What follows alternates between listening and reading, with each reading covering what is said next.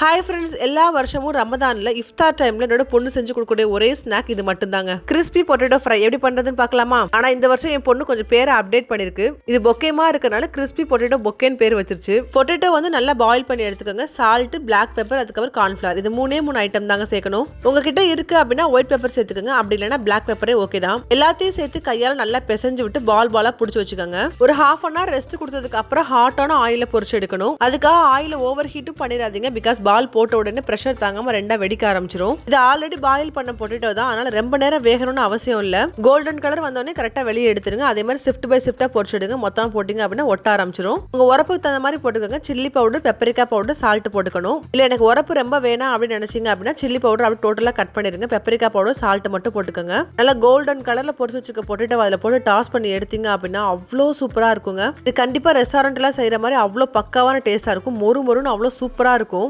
உருளைக்கிழங்கு மட்டும் வேக வச்சு உங்க பிள்ளைங்க கையில கொடுத்து பாருங்க, அவங்களே வேலையை முடிச்சு கொடுத்துருவாங்க. இந்த மாதிரி ஈஸியான ரெசிபிக்கு மறக்காம என்னோட பேஜை ஃபாலோ பண்ணிக்கோங்க.